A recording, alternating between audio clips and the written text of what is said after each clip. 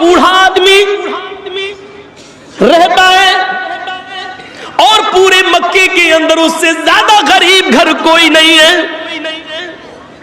86 साल का बूढ़ा,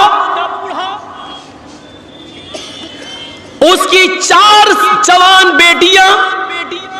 सुनो, मैं किसी को भी खड़ा करके पूछ सकता हूं मैं क्या क्या बताया। 4 बेटियां, 2 बहनें, कितने हो गए? 6। उसकी 4 बेटियां हैं, 2 बहनें और एक बूढ़ी सास। उसकी भी जिम्मेदारी सी बूढ़े आदमी के ऊपर, और मिस्कीन बीवी, गरीब। कितने हो गए? 8। और खुद एक 9। बूढ़ा आदमी 86 साल का, पैर कमजोर हो चुके हैं, ज्यादा चल फिर नहीं सकता है, तगो दो नहीं कर सकता है। कोई जवान बेटा नहीं है जो बुढ़ापे में सहारा बन सके। 4 बेटियां हैं जिनकी शादी कराना है, 2 बहनें, उनकी भी शादी कराना है। बूढ़ी सास है, जब तक वो जिंदा है उसको खिलाना और पिलाना है उसका कोई नहीं है, और बीवी की जिम्मेदारी तो वैसे ही आयद है। 8 लोगों की किफालत इसके ऊपर। सुबह सहरी खाने के लिए इसके पास कुछ नहीं है, सूखी रोटी के टुकड़े, रात के अंधेरे में चुपके से पानी में भिगो देता है, सहरी के टाइम पर उठकर सबको खिलाता है, खुद खाता है, पानी के चंद घूंट पीता है और रोजा रख लेता है। इनके अलावा भी एक और चीज है, सबके पास जो कपड़े पहने हुई है, चारों बेटियां, दोनों बहनें, सास और बीवी, वो एक ही कपड़ा है और वो कपड़े भी कई जगह से फटे हुए हैं, उनके दामन फटे हुए हैं। ये बूढ़ा आदमी जो कमीज पहनता है, जो चादर ओढ़ता है, पहले खुद नमाज पढ़ता है, फिर अपनी बीवी को चादर देता है, फिर बीवी नमाज पढ़ती है, उसके बाद एक एक करके अपनी बेटियों को देता है, बेटियां, फिर बहनें, फिर सास, इस तरीके से बारी बारी एक एक करके नमाज अदा करती है। मक्के के अंदर सब लोग खाने काबा में जा रहे हैं नमाज पढ़ने के लिए, तरह तरह की नेमतें खाई हुई है। सिर्फ यही एक बूढ़ा आदमी है जो अपने घर में, नियत है घर में जाना चाहता है खाने काबा, लेकिन जा नहीं पा रहा है। बुढ़ापे की वजह से, रात की तारीकी में, अंधेरे की वजह से जाने की हिम्मत नहीं है। वहां से आऊंगा, सूरज तुलू हो जाएगा तो मेरी बीवी फिर कैसे नमाज पढ़ेगी। वही 86 साल का एक बूढ़ा आदमी अपने घर में नमाज अदा करता है और फिर अपनी चादर अपने बच्चों को, बीवी को, सास को देकर उनको भी नमाज अदा करवाता है। उसके बाद कुरान की तिलावत करता है, बीवी करीब आकर बैठ जाती है। सहरी तो रूखे सूखे टुकड़ों से हो गई। मेरे शौहर आए अबुल गयास, 4 बेटियां हैं, 2 बहनें, बूढ़ी सास है, मैं हूं और खुदा पे। रोजा इफ्तार कैसे होगा, शाम का खाना कैसे बनेगा। देखिए, सूरज थोड़ा सा चमकने दीजिए, आप घर से बाहर निकलिए, शायद अल्लाह कुछ बरकत दे दे, कुछ मेहनत करिए, खजूर के सूखे टुकड़े मिल जाएं या रोटी के चंद टुकड़े मिल जाएं तो वो लेके आइए।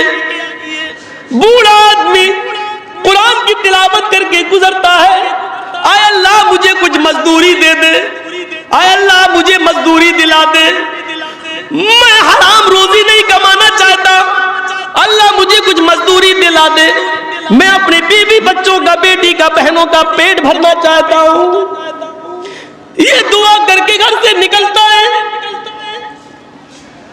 एक एक जाकर कहता है तुम्हारे पास कोई काम हो तो बताओ, बर्तन मांजने का हो वो बताओ, सामान उठाने का हो वो बताओ। लोग काम तो करवाना चाहते हैं लेकिन उम्र देखते हैं 86 साल, ये क्या काम करेगा? 5 मिनट का काम 1 घंटे में करेगा। शक्ल देखते हैं, जिंदगी देखते हैं, बुढ़ापा देखते हैं, लागरी देखते हैं, कमजोरी देखते हैं, वीकनेस देखते हैं, मना कर देते हैं मेरे पास कोई काम नहीं।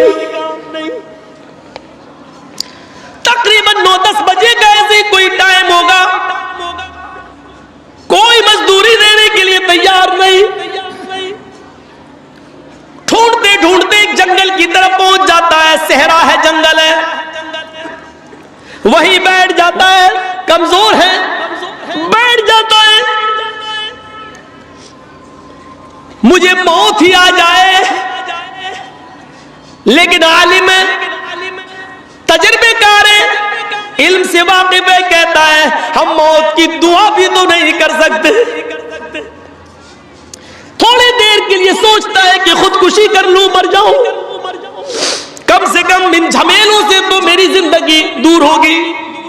फिर सोचता है कि अगर खुदकुशी करके मर गया तो अपने रब को क्या मुंह दिखाऊंगा, ये भी तो हराम है। एक लकड़ी का तिनका हाथ में लेता है, जमीन कुरेदने लगता है और सोचने लगता है अल्लाह मैं क्या करूं। थोड़ी देर के बाद सोचता है कि घर जाऊंगा, 4 बेटियां हैं, 2 बहनें, बीवी है, सास है, पूछेगी क्या कमा कर लाए हो, क्या जवाब दूंगा। जमीन कुरेदता जा रहा है और ये सोचता जा रहा है, अचानक इसका हाथ किसी चीज से टकराता है। जमीन कुरेद रहा है और कुरेदते कुरेदते अचानक इसका हाथ टकराता है। थोड़ी देर के लिए डर गया, ये कोई सांप है। फिर ये सोचकर हाथ आगे बढ़ा दिया, सांप ही हो डस ले, एक बार डसेगा मैं मर जाऊंगा उसके जहर से, ये खुदकुशी तो नहीं कहलाएगी, हमने तो कोई जानबूझकर हाथ नहीं बढ़ाया। ये सोचकर उसने हाथ आगे बढ़ा दिया, लेकिन वो सांप नहीं, एक बेल्ट मिली। उसको उर्दू में होमियानी बोलते हैं, आपके यहाँ उसको क्या कुछ बोलते होंगे, चमड़े की होती है। हाजी लोग जब हज करने जाते हैं तो बेल्ट नुमा होती है ना, वो यहाँ कुछ रख लो, सामान अमान कमर पे बांध लेते हैं, उसको उर्दू में होमियानी कहते हैं। तो मैं वही लफ्ज बोलूंगा होमियानी, आप समझे, आप अपने हिसाब से उसको समझते रहिए। क्या बोलते हैं? अब जो भी बोलते हो। हाँ। तो वो थैली, अचानक उसने हाथ जैसी बढ़ाया तो पता चला कि वो थैली है। उसने कहा देख ले, हाथ लगा, उठा लिया, खोला, खोलता है तो क्या देखता है, उसमें सोने के सिक्के हैं, जिसको दीनार कहते हैं। दीनार अशरफी अलग चीज होती है, दिरहम अलग होता है, दीनार अलग। दीनार सोने का सिक्का, दीनार। वो गिनने बैठ गया, जब गिनता है तो पूरा 1000 दीनार। थोड़ी देर के लिए चेहरे पर खुशी आती है, अल्लाह मेरी गरीबी के दिन कट गए, 1000 सोने के दीनार मुझे मिल गए। अब मेरी बेटियों की, मेरी बहनों की शादी आराम से हो जाएगी और मेरी जिंदगी भी आसानी से अब कट जाएगी। लेकिन ये खुशी थोड़ी देर के लिए थी। आलिम था, जानता था मसला, और आप भी मसला याद रखना। आया अबुल गयास, ये माल तेरा नहीं है, इसको कहते हैं तकवा। यहां मिल जाए दावा गो रफू चक्कर। और कौन है?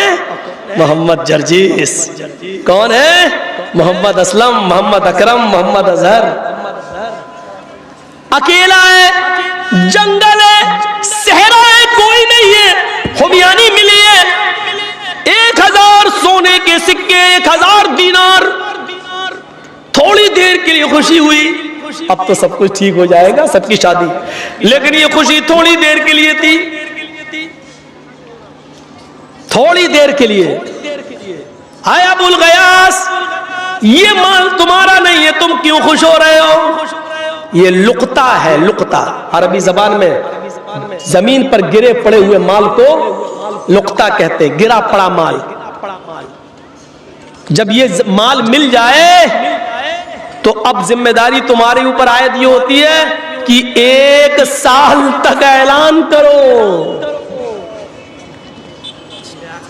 साहब मुझे कोई चीज मिली है, अगर किसी की हो तो अपनी पहचान बता कर ले जाओ, 1 साल तक। और आज के जमाने में तो बहुत आसान है, व्हाट्सएप पे डालो, फेसबुक पे डालो, इधर डालो, उधर डालो, पता चलेगा 1 साल तक। क्या सुबह ऐलान करोगे, डालोगे, शाम तक ही आ जाएगा आदमी मेरा ऐलान दे। 1 साल तक तुम्हें ऐलान करना पड़ेगा। और जब 1 साल तक कोई ना आए, कोई माल लेने वाला ना मिले, उसका मालिक ना मिले, तब तुम कुछ % अल्लाह की राह में सदका और खैरात करके फिर तुम इसको इस्तेमाल कर सकते हो। लेकिन 1 साल तक मैं जिंदा भी रहूंगा या नहीं? ये 86 साल का बूढ़ा कहता, अल्लाह ये कौन सी मुसीबत में मैं पड़ गया। फिर सोचता है कि बला मुसीबत अपने ऊपर न लो, इसको ले जाऊं तो 1 साल तक ऐलान करूंगा, और 1 साल तक पता नहीं कोई मिल गया माल का मालिक तो उसको देना पड़ेगा, फिर मेरे पास कुछ नहीं है, ये जिम्मेदारी कौन निभाएगा और 1 साल तक कौन जिंदा रहेगा। सोचता है कि इसको यहीं छोड़ दो और आगे बढ़ जाओ, हम इस मुसीबत में नहीं पड़ेंगे। लेकिन आलिम था, मसला जानता था, अब इसको छोड़ भी नहीं सकते हो। अगर किसी चीज पे नजर पड़ गई तुम्हारी, जैसे 1000 का नोट अब तो चलता ही नहीं है, 2000 का नोट पड़ा है, आपकी नजर पड़ गई, अगर आपने देख लिया नहीं नहीं मैं नहीं उठाऊंगा, पता नहीं किसका है, आप आगे बढ़ गए, आपकी कोई जिम्मेदारी नहीं है। लेकिन पर्स अगर आपको पड़ा हुआ मिल गया, अब आपने खोल के देखा उसमें 2000 रुपए हैं, तो बंद किया और डाल दिया, नहीं हमें मतलब नहीं है, अब आप नहीं डाल सकते हैं। पर्स को देखकर आगे बढ़ गए तो आपकी जिम्मेदारी नहीं है। लेकिन पर्स को अगर आपने उठा लिया और देख लिया और उसके बाद बंद करके आप डालना चाहे तो आप नहीं डाल सकते, क्योंकि अब जिम्मेदारी आपके ऊपर आयद हो गई, क्योंकि आपने उसको छू लिया है, अब उसको उसके मालिक तक पहुंचाना आपकी जिम्मेदारी है। समझ रहे हैं? बंगला है